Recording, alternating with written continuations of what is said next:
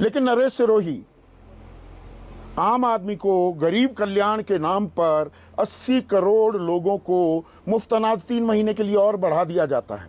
पर यहाँ मैं पशु के चारे का सवाल उठा रहा हूँ। जो मैंने ये आंकड़े बताए हैं, भूसे ने तो भूस निकाल दिया है, पशु का भी और किसान का भी। 1400 रुपए का अब 2000 रुपए प्रति क्विंटल हो गया है। हरा चारा 200 वाला 800 रुपए, सरसों की खल 1600 रुपए वाली 3000 रुपए। मैं आंकड़े गलत तो नहीं बता रहा हूं नरेश सिरोही?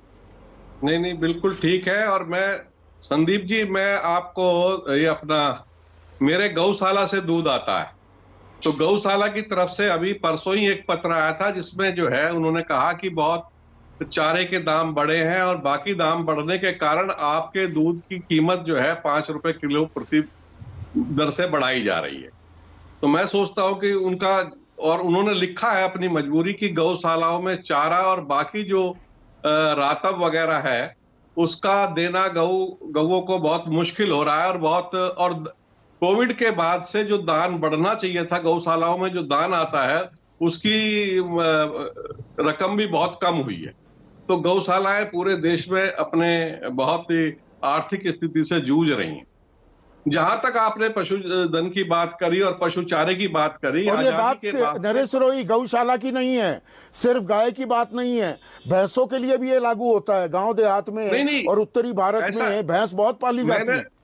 संदीप जी, मैंने केवल उल्लेख किया है कि पशुधन के साथ क्या दिक्कतें हैं, और जो पशुओं को रखरखाव कर रहे हैं उनके सामने तो भारी समस्या है।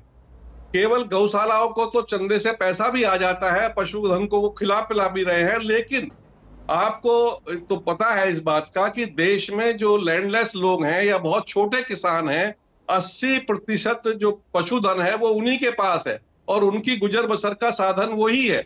उसमें जब बहुत तेजी से बढ़ोतरी होगी तो जहां पशुधन का जो प्रोडक्शन है, जो दूध का प्रोडक्शन है वो कम होगा, साथ ही उनकी जो हेल्थ है, जो आगे की आने वाली ब्रीड है हमारी, जो हम संरक्षण और संवर्धन की बात करते हैं, उस पर भी फर्क पड़ेगा। संदीप जी, मैं एक जानकारी और दूं कि 20 अक्टूबर 2014 को हमने जब सरकार बनी तो सबसे पहले देसी गोवंश के पूरे पशुधन के ऊपर रोड मैप बनवाया था, जिसमें उसके संरक्षण और संवर्धन पे काम हो सके।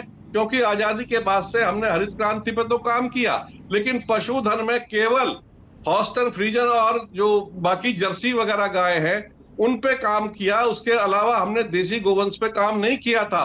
तो उसका पूरे पशुधन का कैसे संरक्षण और संवर्धन हो, उसके लिए जो उनकी ब्रीडिंग में इंप्रूव करने के लिए जो उनका चारा है, जो उनका रातब है, जो उनका खान पान है, उसको सुधारने की बहुत बड़ी गुंजाइश थी, जिसमें भारी कमी थी।